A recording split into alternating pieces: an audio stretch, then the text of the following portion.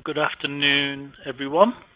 My name's Andy. I am your host for this afternoon. Just waiting on a few more people, but we'll get going fairly soon. Just checking you're in the right place. We will be talking about how to use 27018 as the key to improving data protection or privacy in the cloud. Just got a few more coming on. Welcome.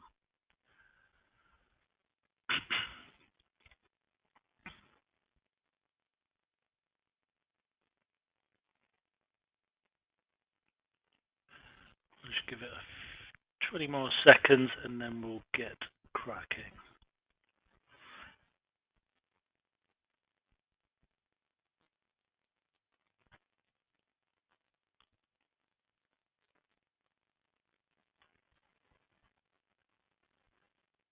Okie doke. Probably time to get going. So welcome everyone. Good afternoon and welcome to this webinar. Today we'll be talking about, or Alice specifically, will be talking about how to use 27018 standard as a key to driving data privacy in the cloud.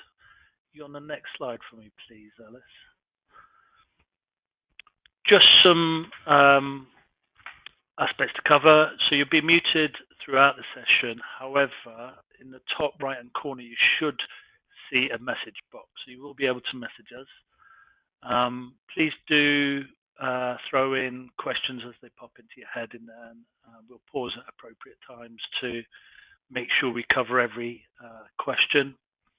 And following the webinar, you will get an email with a copy of the slides and a few other bits of useful collateral for you. Do stay tuned in right through to the end. There are some webinar exclusive offers for you as a way of saying thank you, but hopefully they'll be of interest and relevant to what you're doing and considering. Next slide, please, Alice. And to get us going, intros to myself and to Alice. So my name is Andrew Johnston. I am the Divisional Director for all things training and e-learning. I have worked for IT governance for around about 7 years now and have extensive experience in sales, operations, education, management, and I'm particularly passionate about driving innovative educational solutions around the GRC space. So that's me. Next slide, please, Alice. That's over to myself. Thank you, Andy. Good afternoon. It's lovely to be here with you all today, and thank you for joining our webinar.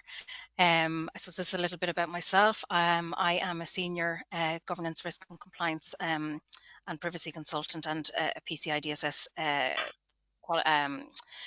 quality security assessor for IT governance. I've been with IT governance now for a long time, 6-7 years, and I suppose prior to that I have extensive knowledge coming from compliance, data protection, consumer protection, for across the last about 20 plus years across varied different industries. Some of my qualifications are listed there. I'm certainly not going to bore anybody by going through any of those at the moment. So what I'll do is I'll just hand you back to Andy now, and we'll get cracking into our webinar. Thanks, Alice. And we're very lucky to have you, Alice, so thank you. Again, just another kind of nod to if you have questions for Alice, particularly hard ones or hopefully some easy ones, do post them in the... I've got a couple of hard ones myself ready, but thank you. So IT governance. IT governance has been around for over 20 years, and our expertise is firmly in the GRC space. We've helped more than 12,000 clients right across the globe, and we have deep expertise in the likes of Alice, where application of what we teach and what we talk about, it helps a lot. So Alice is always supporting clients, whether it's 27001, PCI, or GDPR. So we have a comprehensive set of solutions to support anyone on the call with any of your challenges. And obviously, today's theme is around 27018, but it intrinsically ties in with data protection, 27001, etc. So our range of aspects where we can support you are in things like software and toolkits, books and standards, any kind of learning or training for yourself or for your teams, and general support, whether that's consultancy or as a service kind of support for your business, depending on what is the right fit for you. If we skip on, please, Alice. So as you can see there, we've helped organizations prepare and maintain their compliance, so well over 1,300. We've had more than 15,000 delegates on privacy or cybersecurity courses, 27,001 training, and we've issued over 7,000 cyber essentials certificates. More than 2,350 customers use our governance, risk and compliance software, very useful software for supporting you in your role, if you're in a compliance role. So right across the board, we've helped lots and lots of organizations. In total, I think we've supported more than 32,000 organizations in various aspects across the board. Next one, please, Alice. Over to you for the agenda and the rest of it. Thanks, Andy. So this is our agenda for today. Firstly, we'll commence with looking at ISO 27018 and its relevance in the cloud era. Then we'll move on to consider alignment of the 27018 standard with ISO 27001 and also with the PIMS, a Privacy Information Management System. We'll then consider how 27018 certification enhances data privacy compliance and security, and we'll look at practical steps to integrate 27001 in conjunction with 27018 and other standards. We'll then look at some real-world examples of 27018 in action and how it adds value. Andy then will follow up by providing some details on our training courses and our certification as a cloud control specialist. And we'll conclude then with some questions and answers. And as Andy said earlier, please feel free to submit your questions throughout the webinar. Don't feel you have to wait to the end. If you just put them into the chat function, and we can go through those. We should have a bit of time left at the end that we can go through. If not, we can follow up on an email afterwards. But just before we kick into our agenda, we do have a couple of polls which we really would appreciate your responses to.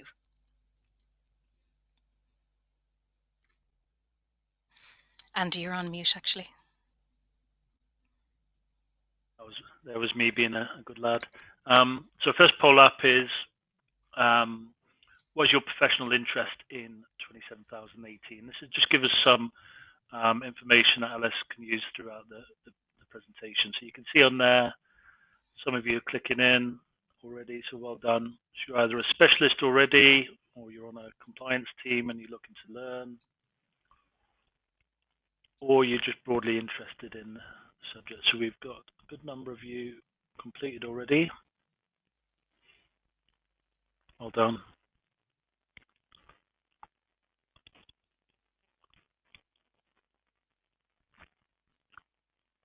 Great.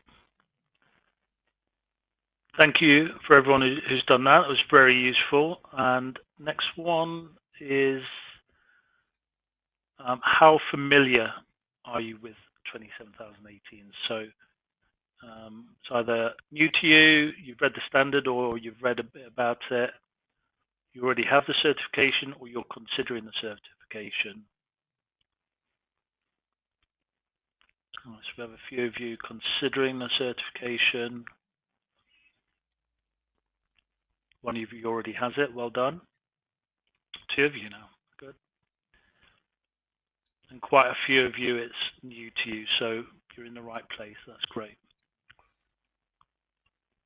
Well done.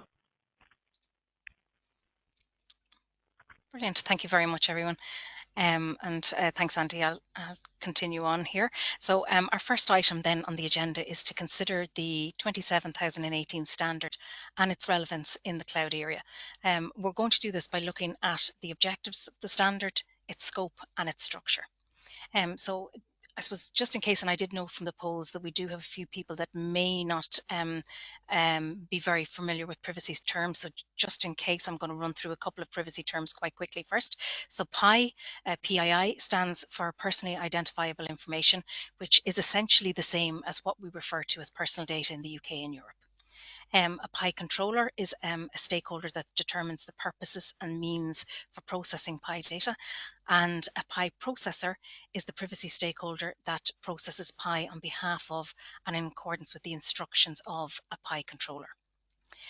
So the main intention of 27018 of that certification is to create a common set of security categories and controls that can be implemented by a public cloud computing service provider acting as a PI processor. So essentially 27018 is a code of practice for protecting PI in public clouds acting as PI processors. It's actually the first international standard about privacy in cloud computing services. The ISO itself within the standard, they actually outlined 4 key objectives that they have for the standard itself. So firstly, they wanted to ensure that the certification standard helped public cloud service providers, like as in the PI processor, to comply with all applicable obligations when acting as a PI processor, whether those obligations fall on the PI processor directly or through a contract. They also want to enable the public cloud PI processor to be transparent in all relevant matters so that cloud service customers can select well-governed cloud-based PI processing services. They wanted the standard to provide cloud service customers with a mechanism for exercising their audit and compliance rights and responsibilities.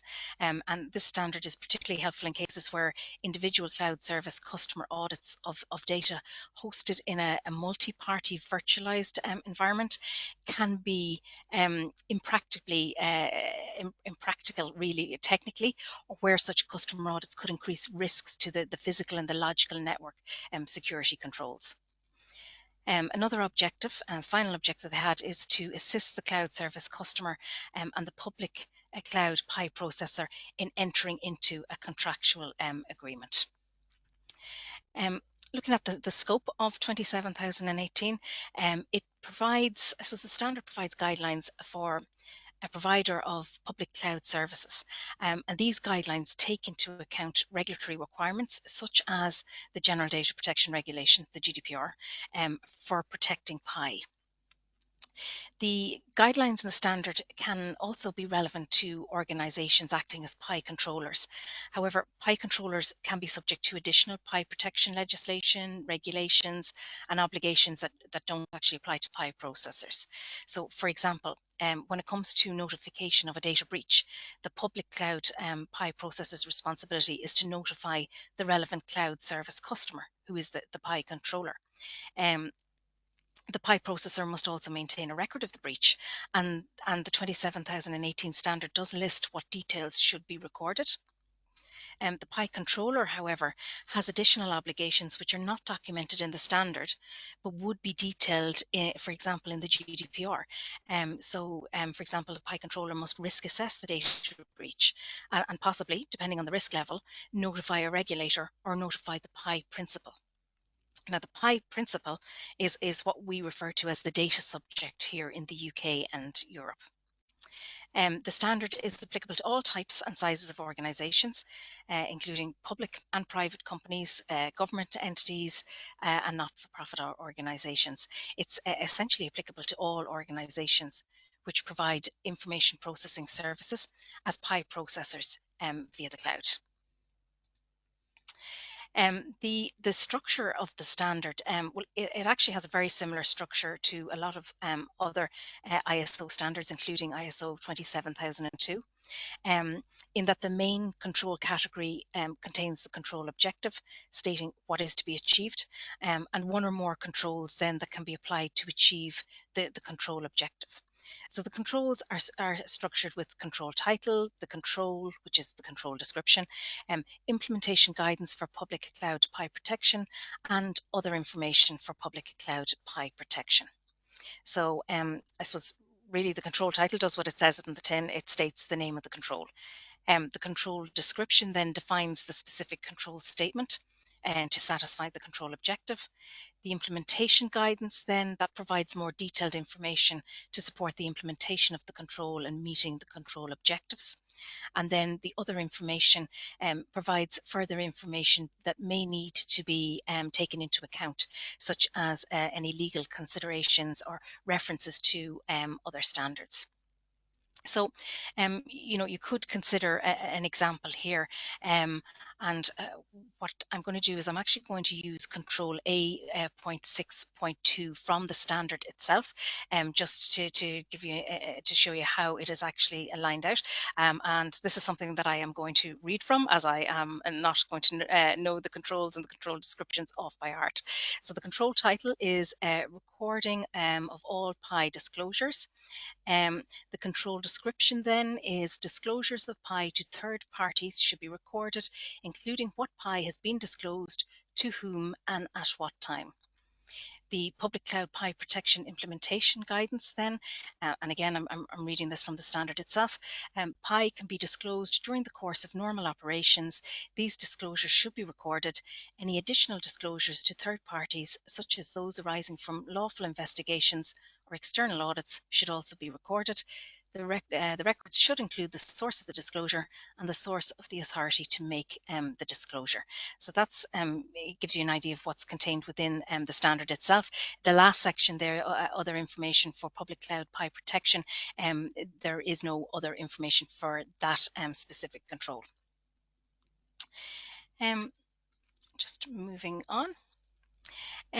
I suppose throughout this webinar, you might want to think about how 27018 applies to your organisation. So it might be a good idea to consider questions like, how GDPR compliant is your organisation already? Do you think this standard is a good fit for your organisation as it currently stands? Or do you feel that you would require considerable implementation work? Again, if you do have any questions, please do feel free to pop them into the chat function on this webinar, and we should have some time at the end to address those questions.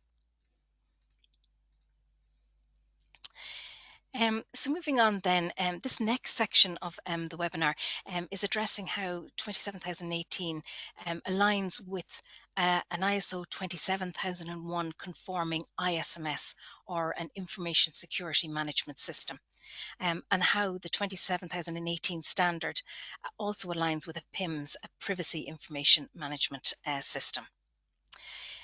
So what is PI and what is privacy? So privacy is essentially a fundamental right. In this day and age, many people associate privacy with information, data privacy, or the protection of the processing of personal data. However, there are other types of privacy, such as privacy of behavior, privacy of location, privacy of thoughts. So there are different ways to look at privacy.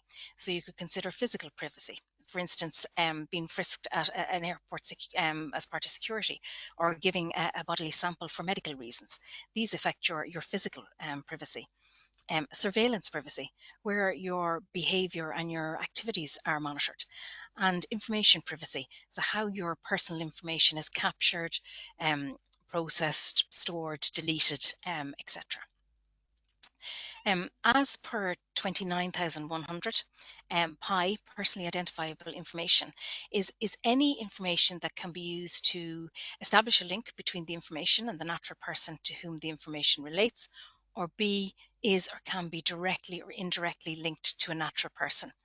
So as you can see, if you're familiar with the GDPR, this definition is very similar to the GDPR's definition of personal data, which essentially is any information relating to an identified or identifiable natural person who's also called a data subject.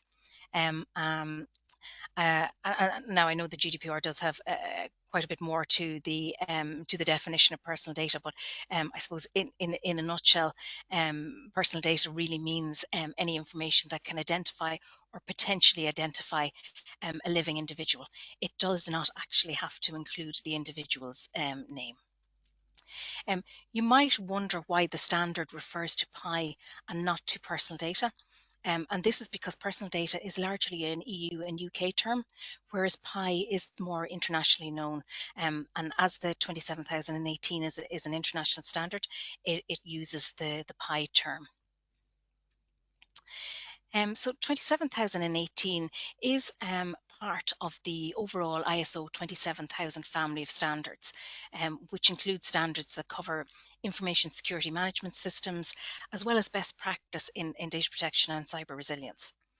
27018, it does build on the 27001 Information Security Management System, or ISMS framework, and it extends the Annex A controls from 27001 with additional privacy-specific requirements relating to cloud service providers. The 27001 standard covers general information security, so covers areas like access control, asset management, incident management, business continuity management, etc. Whereas 27018 addresses PI protection, so guidance in relation to encryption of PI, customer consent, data deletion policies, data transfer requirements, etc. And it provides implementation guidance and other information for public cloud PI protection and an extended set of controls for public cloud PI processors. Certainly organizations that already have 27001 in place can integrate 27018 into the organization to demonstrate privacy compliance for their cloud services. The 27018 standard was issued in 2019, so it's actually based on the 2013 set of controls from ISO 27001. As you're probably aware, 27001 was updated in 2022. Excuse me. And 27018 is currently in the process of being updated to bring it in line with that 2022 version of 27001. So the 27018 standard, it's at draft stage at the moment, and it is expected to be released in the coming months. So it would be a good idea to keep an eye out for it. A PIMS then, as I mentioned earlier, is a privacy information management system. It essentially covers the methods an organisation has for collecting, processing, storing and destroying PI. It's a system designed to manage personal data, or PI as we call it, in compliance with all data protection laws that an organisation is applicable for.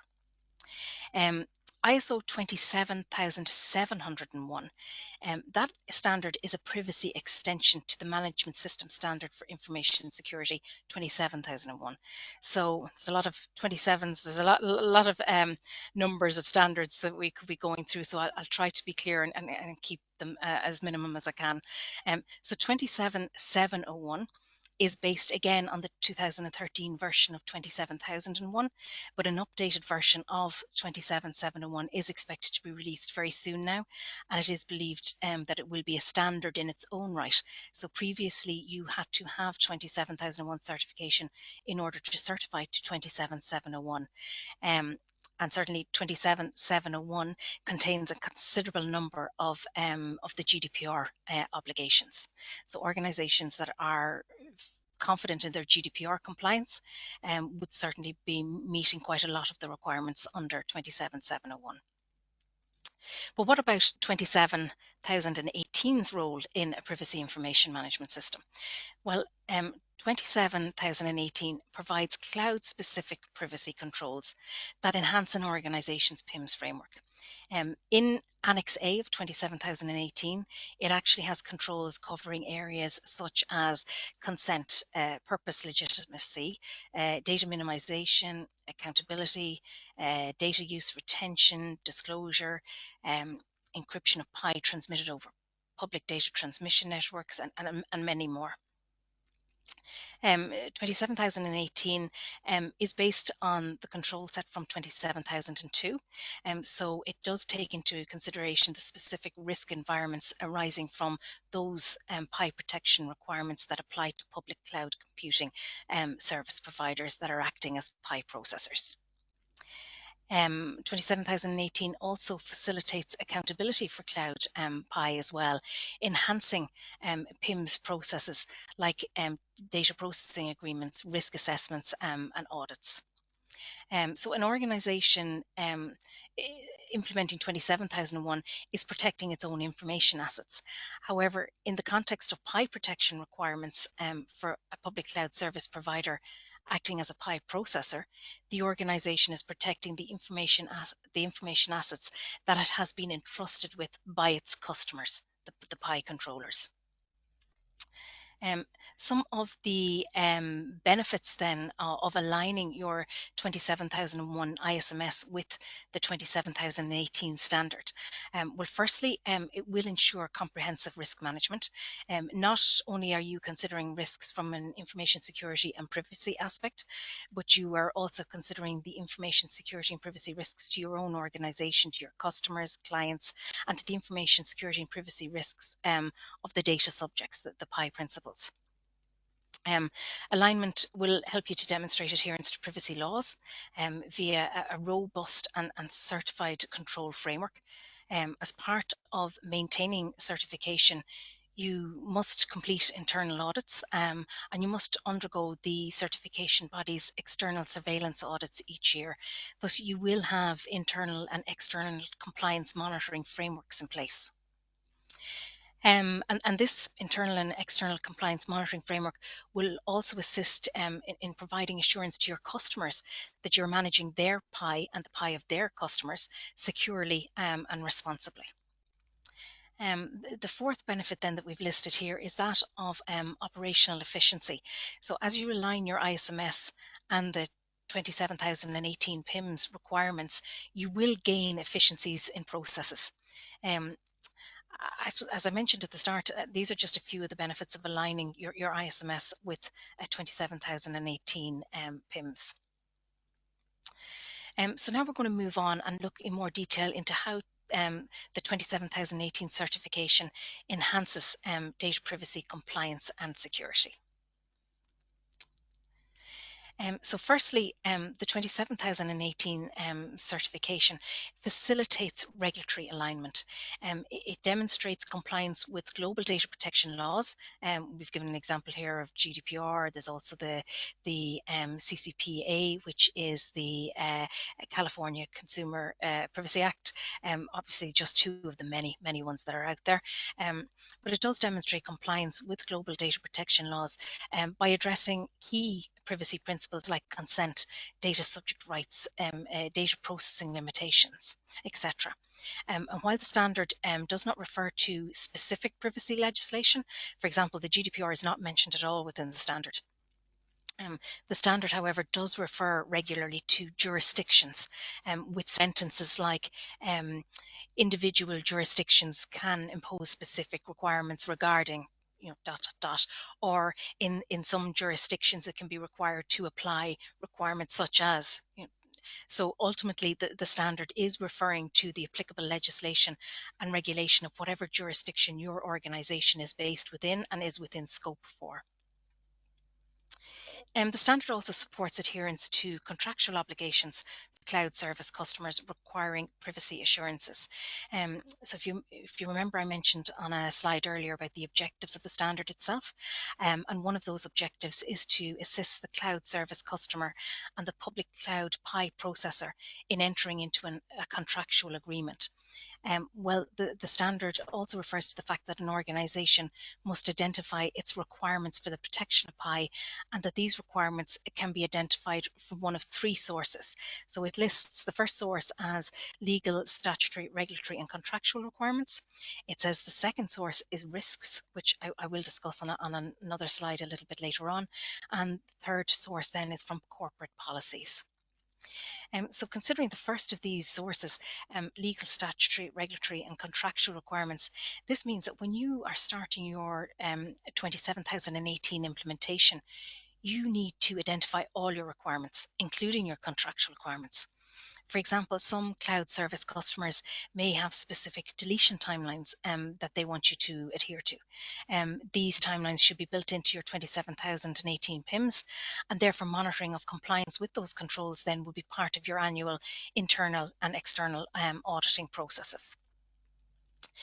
Strengthening data processing controls means that robust controls should be implemented for PI management, including clear processing purposes, data minimization, and retention policies.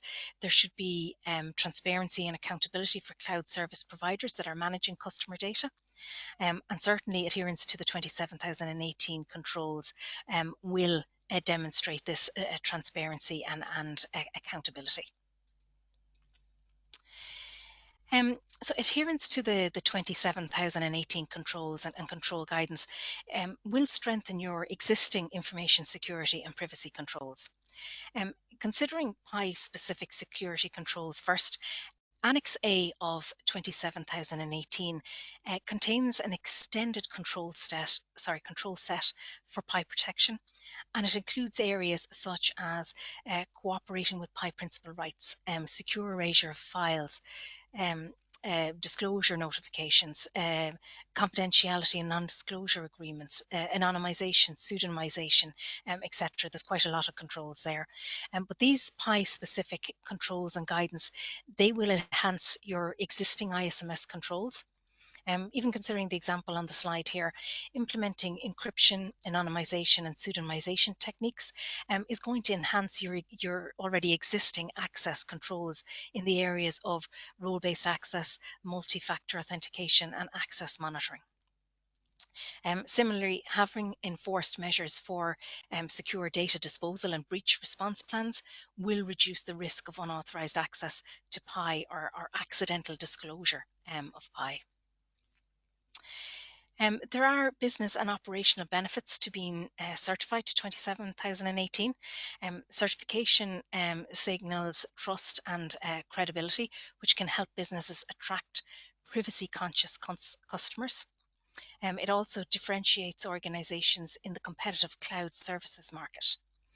So cloud service providers who have this certification, they tend to display their certificate on their website, and they use it then to gain competitive advantage in tenders.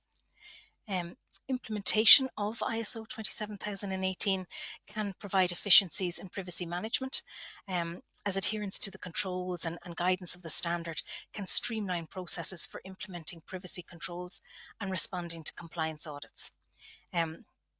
For example, one of the controls, A.12.1, requires the public PI processor to specify and document all countries where the customer's PI could be stored, including any processing carried out by subcontracted PI processors. But by implementing that control, it will be clear then if international processing is actually occurring, and then you would need to consider then what adequacy measures would need to be put in place, such as model clause contracts or binding corporate rules, etc.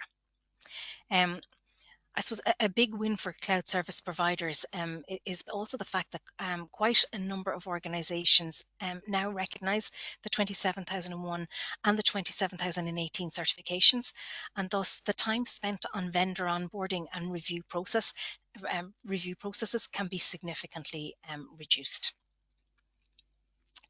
I've spoken a little bit already about how certifying to 27018 signals trust and credibility, and I suppose I continue with this theme on the right hand side of this slide. Certifying and maintaining certification to 27018 does demonstrate to your customers that you are committed to safeguarding their PI and their customers' PI. For example, the standard contains controls that address consent, cooperation regarding PI principles, or data subjects as we know them, their rights, controls in relation to purpose legitimacy, data minimization, data retention, disclosure, information security and accountability controls, and there are many more. But adherence to the controls within the standard encourages long-term business relationships as you're ensuring reliable data privacy practices. I mentioned earlier that the standard refers to the fact that an organisation must identify its requirements for the protection of PI, and that these requirements can be identified from one of three sources.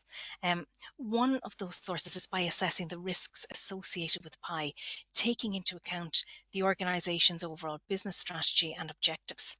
However, the public cloud PI processor must also assess PI risks by taking into account not just its own organization, but also its cloud customer, who's the PI controller, and the PI principals or data subjects. So through a risk assessment, threats are identified, vulnerability to and the likelihood of occurrence is evaluated, and the potential impact is estimated. Controls then can be put in place to mitigate the identified PI risks, and you would add them to your corporate risk register. Identifying and controlling PI risks will reduce the likelihood of regulatory fines and penalties, as it is less likely that you will be mismanaging PI. Finally, just to note that there is a section within the standard which focuses on information security incident management, and it provides additional implementation guidance to support that, which can be found in 27002. So 27018 very much supports incident response and mitigation strategies, which can limit then reputational damage. So in this next section then, we're going to consider the practical steps to integrating 27018 with 27001 and other standards. So the intention of 27018 is to create a common set of security categories and controls that can then be implemented by a public cloud computing service provider acting as a PI processor. 27018 is independently certifiable. However, 27001 at the moment is a prerequisite. So at the moment, you must be certified to 27001 prior to obtaining your 27018 certification. The normal 3-year ISO certification process then applies, with the usual interim surveillance audits by the certification body. Most of the controls and guidance in 27018 also apply to a PI controller. However, as I mentioned earlier, the PI controller is in most cases is going to be subjected to additional obligations, which this standard does not go into. 27018 provides cloud-based guidance on 14 of the controls in 27002. And noting, just a reminder there, that these are the 2013 controls. These have since been updated. An update of ISO 27018 to bring it in line with these controls and with the updated 27002 standard is under development currently. An additional 25 cloud controls then are described in Annex A of 27018, some of which I have actually mentioned already. 27701 2019, so I did touch on this a little bit earlier on. This is a privacy extension to the internationally recognized information security standard 27001. So this 27701 specifies the requirements for and provides guidance for establishing, implementing, maintaining and continually improving a PIMS, a privacy information management system. Very helpfully, it is based on the requirements, the control objectives and controls of 27001, but then includes a specific set of privacy specific requirements, controls and control objectives. The 27701 standard, it was developed by an ISO technical committee. It had input from many national standard bodies and observers and external liaison bodies, including the European Data Protection Board. And the European Data Protection Board, or EDPB as it's sometimes called, that's the board that kind of sits above the supervisory authority from each European member state. The 27701 standard also helpfully applies the terms and definitions that are given in 27001 and 29100 as well, which is also very helpful. Similar to 27018 at the moment, an organisation cannot be certified to 27701 without being certified to 27001. However, again, similar to 27018, this standard is being updated to bring it more in line with the 2022 version of 27001, and it is anticipated that the revised version of 27701 will be independently certifiable in its own right.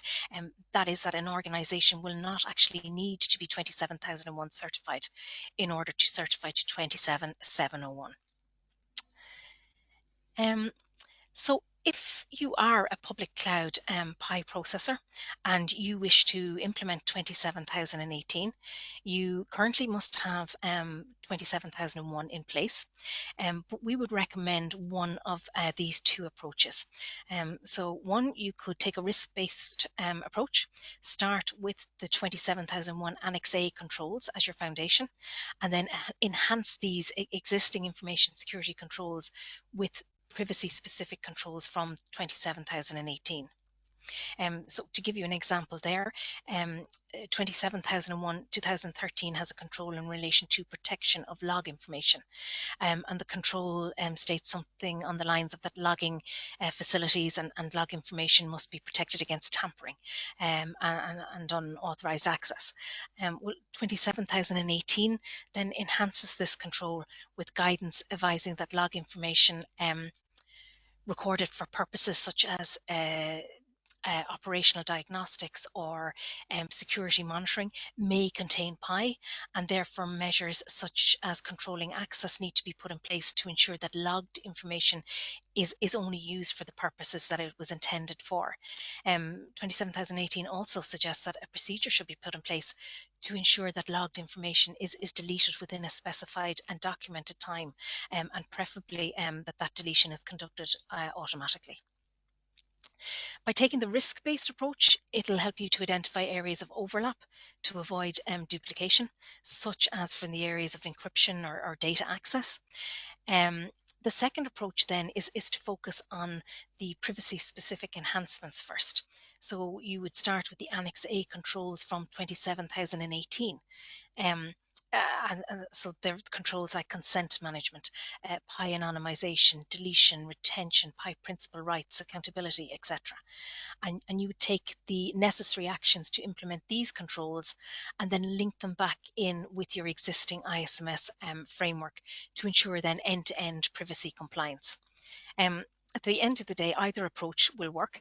It really is down to the preference of the organization itself and possibly to the availability of resources. As part of your integration, regardless of which approach you decide to use, you will need to ensure that your staff are trained in and fully aware of how information security and privacy, as per 27001 and 27018, impacts on the roles of your staff. You will need to provide training to staff on the combined requirements of 27001 and 27018 and any other standards that you may be certified to. And this training should be tailored to the organisational roles, focusing on both security and privacy best practices. You will need to ensure that both your induction training and your ongoing refresher training material is updated for both standards as well. To maintain efficiencies, we'd certainly recommend that you consider an integrated management system implementation, which in turn then would streamline your documentation. So for example, you could create a single management system manual that would document the processes and the controls for all integrated standards. You could centralize record keeping for compliance activities like risk assessments, audits, incident reports, etc. Internal audits can be completed covering all relevant standards to identify gaps and to ensure consistent implementation and integration. If you have integrated 27018 with 27001, the time spent completing an internal audit can be less than conducting two separate internal audits. And you will be using the findings from your internal audits then to refine your processes, to update your policies, and to prepare for external third-party audits and certifications. So moving on now, let's have a quick look at some real-world examples of 27018 in action. So in this example, we have a multinational cloud provider who has implemented 27018. So they have the controls in place to secure the processing of its customers' PI, and also to meet its Article 28 obligations under the General Data Protection Regulation. This provider displays its 27018 certificate along with its other ISO certificates on its website, which helps then to attract privacy conscious clients and thus gives the cloud provider a competitive edge in the cloud services market. As the cloud provider must facilitate internal audits and annual certification body external audits in order to maintain its certification, it can therefore demonstrate strong safeguards for encryption, for access control, for secure data deletion, secure data transfer, etc. And this then in turn leads to reduced regulatory scrutiny as maintaining the certification is demonstrating that the organization is aligning with its privacy laws. Another example then, in this one we're looking at a cloud services provider who wanted to gain competitive advantage when tendering for government contracts. The cloud service provider implemented and certified to 27018, which assisted them then in demonstrating compliance with their government data protection framework, including the GDPR and the Data Protection Act. Because they could demonstrate adherence to PI handling best practices via their certification, they have subsequently secured long-term contracts with public sector clients, which has reduced the likelihood of regulatory fines and penalties, and they have improved operational efficiency as well with standardized information security and privacy controls. And I'll now hand you over. That's kind of finishes up on my sections, and I'll just hand you back over to Andy now. It's a great update, Alice. Thank you. I feel like I learn every time I interact with you. It's good. We have a few questions which we will come to shortly. What I'm going to do is just briefly, very briefly, cover some exclusive offers to you. So if you do want to kind of grow your knowledge, develop yourself and gain the 27018 certificate as a cloud privacy specialist, then you can take either our 2-day training course, which is usually with Alice, so you can see you'll be in good hands on that course, or you can purchase the self-paced course, so you can learn in your own time over up to a year. Now, currently we have a 25% off those products. That will be extended for you. So if you can't make your decision pre-Christmas, maybe you can do that post. So that will be there and available for you. Alice, if we could skip to the next one. So again, this is skip that one as well. I think we've just talked through that.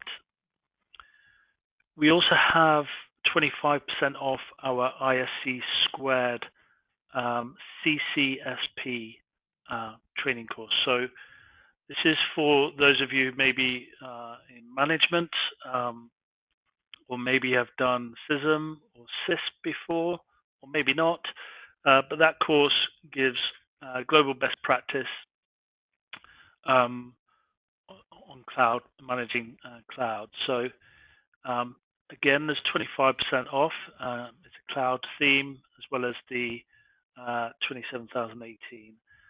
And in addition, on the right, you've got 27017, which is another cloud standard. and again, that's got 25% off there. Now, if you are interested in kind of looking at things like CCSP, at the bottom left, you'll see you can book a conversation with the instructor, Jeff Jurecki. He's a CISO, a working CISO, and a specialist in CISP and CCSP. So he delivers some of our courses and is a great person to chat to about what's involved in it and how difficult they are and some of the practicalities, but also talks about some of the support you can receive in taking your personal development forward. And just to kind of finish up on the kind of learning, there's plenty of pathway advice from myself or some of my colleagues. If you want it, you can meet the trainer, you can speak to one of our experts or even myself if needed. There are corporate discounts available and in-house training available if you want to train up a team to help you with your goal. Now, post-webinar, you will get this pack, and you will be able to download a very useful infographic, maybe test yourself on the cloud CCSP exam, or have a look at some other useful blogs to take your kind of learning and your kind of education forward a little bit. So hopefully all of that will be useful for you. And just to kind of draw us towards the end and into some questions, a couple of questions for you. Are you interested in learning more about data protection and privacy solutions? So it's very useful for us to see if you're interested in any training, any documents or toolkits. I think we have a question kind of relating to some of that in there. So put it on there, and if you say yes, we will do our best to support you with some information or conversation around that. So good. So there's a good few of you interested in, well, quite a few of you now interested in training, some document toolkits. That's good. Let's just keep that going. Okay. So next one is, would you like to speak to us about cloud security training in particular, or about cloud security more generally?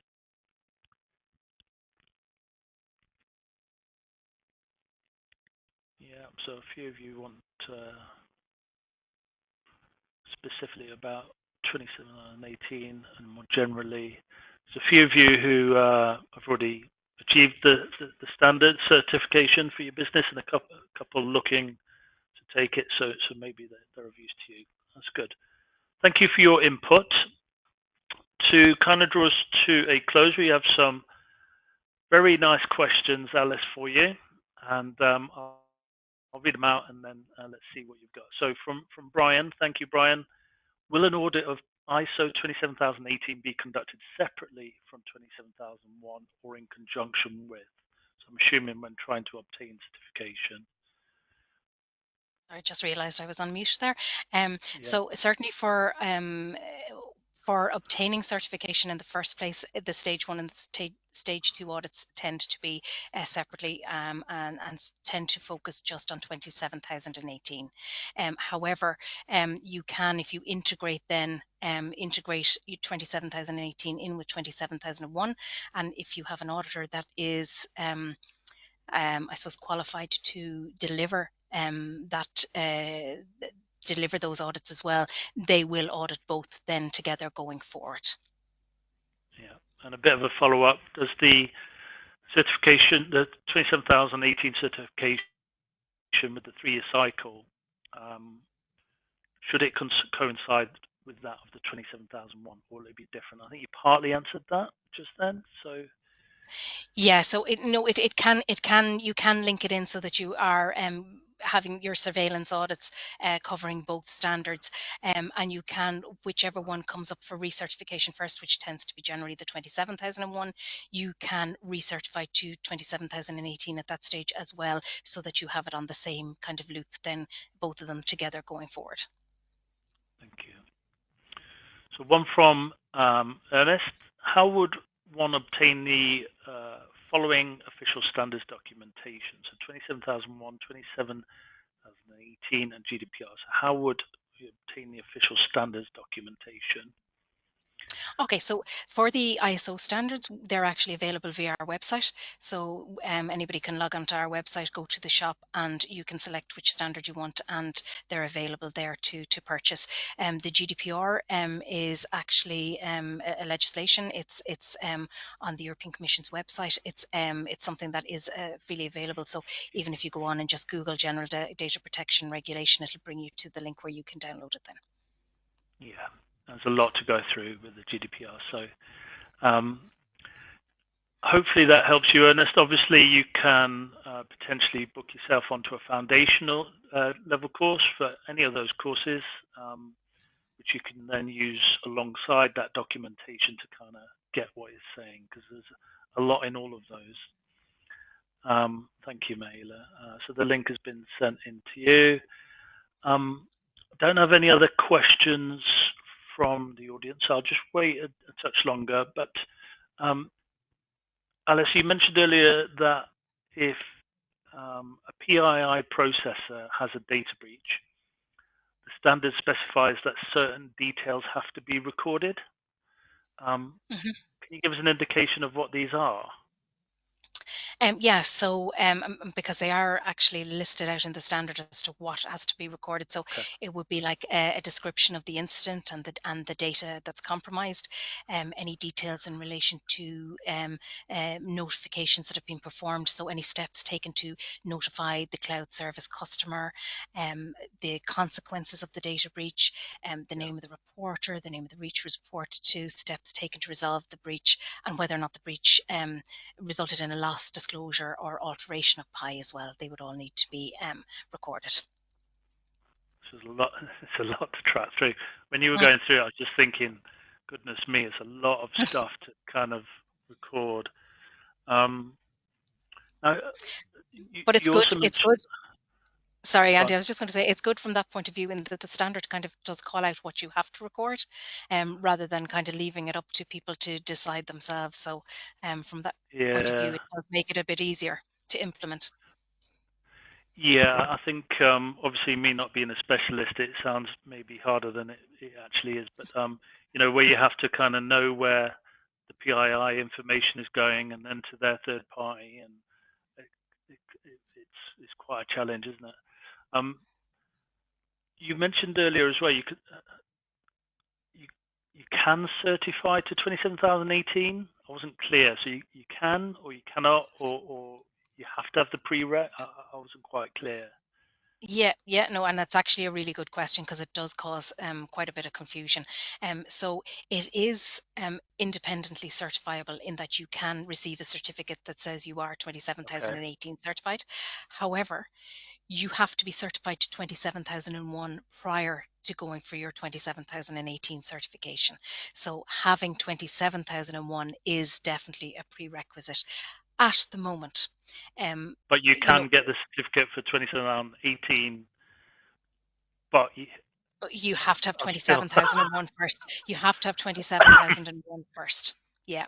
So So you basically can't do it on its own. you can't just go for 27,018 without Right. 27,001 at the moment. Okay. It is being reviewed. I don't. They may be taking that into consideration. It may become a standalone standard, but at the moment, certainly, you have to have 27,001 first. Cool. And Good I question, though. think. Thank you. Um, let's have a look. I've got a question coming in. And is the 27001 foundation sufficient?